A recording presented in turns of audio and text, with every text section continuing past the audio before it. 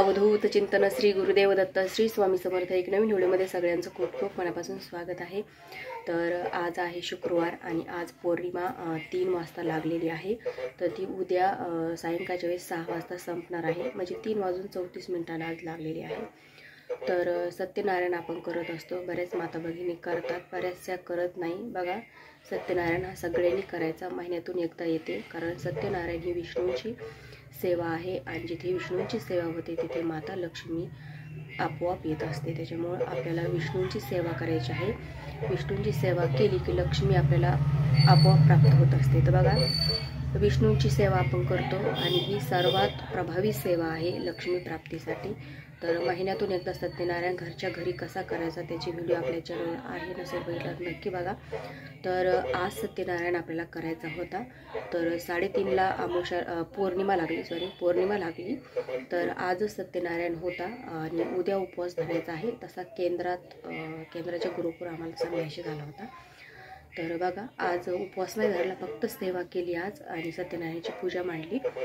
तर उद्या उपवास धरायचा आहे। तर तुम्ही जर आज नसेल केली किंवा केली असेल तर चांगलंच, पण नसेल केली तर उद्या तुम्ही उपवास करू शकता आणि सत्यनारायणाची पूजा पण तुम्ही मांडू शकता। प्रदोष काळामध्ये मांडायची आहे, पौर्णिमा संपायच्या अगोदर ती पूजा तुम्ही मांडू शकता। तर पूजा कशी मांडायची, काय मांडायची त्याची पूर्ण डिटेल माहिती मी तुम्हाला सांगितलेली आहे, पण थोडक्यात तुम्हाला मी आता माहिती सांगते। बघा, माझी पूजा पूर्ण आता झालेली आहे।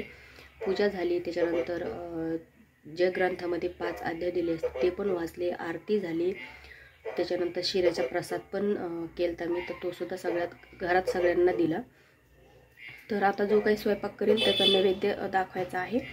तर चला तुम्हाला मी पूजा आजची दाखवते सत्यनारायणाची। हे बघा, गुरुपुष्यामृतला आपण काल वातीची सेवा सुरू केली। तर आज दुसरा दिवस, तर आज 2 वाती फुलवाती लावायच्या होत्या। तर हे बघा, इथे मी ती सेवा पण माझी करून घेतली।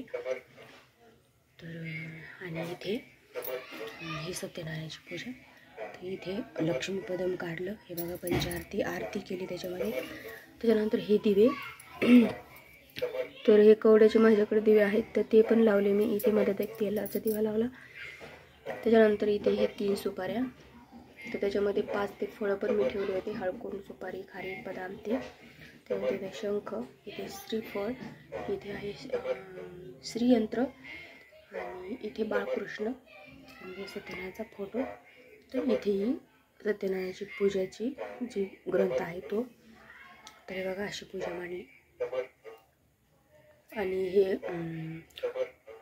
पहिली सुपारी आपल्या हाताची, जी उजव्या हाताची आपल्या पहिली सुपारी ती गणपतीची असते, मधली कुलदेवीची, त्याच्यानंतर इकडे वरुण देवतेची, अशा 3 सुपाऱ्या असतात। ह्या 3 सुपारीची आपल्याला अगोदर पंचोपचार पूजा करायची असते। तर ती पूजा आपल्याला ह्या ग्रंथामध्ये दिलेली आहे, त्याच्यात आपण बघून पूर्ण पूजा करायची। त्याच्यानंतर कुंकुमार्चन कसं करायचं, 16वे श्रीसूक्त म्हणून करू शकता। तर 16वे श्रीसूक्त म्हणून कुंकुमार्चन श्रीयंत्र करायचं पौर्णिमेच्या दिवशी। तर इथे बाळकृष्णाची पण पंचोपचार पूजा कशी करायची त्याच्यामध्ये दिलेलं आहे, तर ती पण तुम्हाला करायची आहे। बघा, ह्या ग्रंथात पूर्ण माहिती दिलेली आहे, त्याच्यात बघून आपण करू शकतो। हे बघा, इथे पूर्ण पूजा माझी अशी मांडलेली आहे मी। घरच्या घरी आपण पूजा करू शकतो, ब्राह्मण वगैरे आपल्याला बोलायची गरज नाही।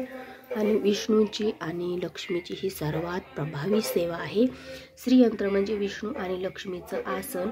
आपण एरवी श्रीयंत्रावर कुंकुमार्चन रोज करणं आपल्याकडून शक्य नसतं, म्हणून आपण दर पौर्णिमेला सत्यनारायणाच्या पूजेमध्ये श्रीयंत्र ठेवायचं, त्याच्यावर सत्यनारायणा जी पूजा आपण करतो त्यावेळेस आपण त्याच्यावर कुंकुमार्चनची सेवा पण करायची। बघा, रोज होत नाही, आठवड्यातून होत नाही, तर महिन्यातून एकदा आपण याच्यावर कुंकुमार्चनची सेवा करायची, जेणेकरून ते सिद्ध होतं। तर ते सिद्ध होतं आणि ते त्याचं काम चोखपणे पार पडत असतं।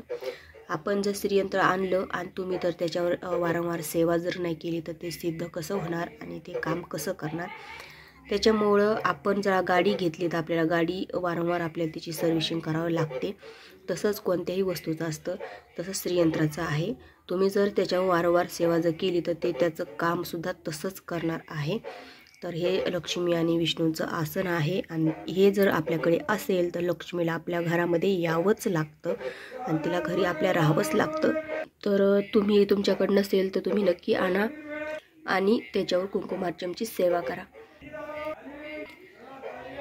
तर हे बघा माझी आजची पूर्ण पूजा. तुम्हाला कशी वाटली ते नक्की सांगा.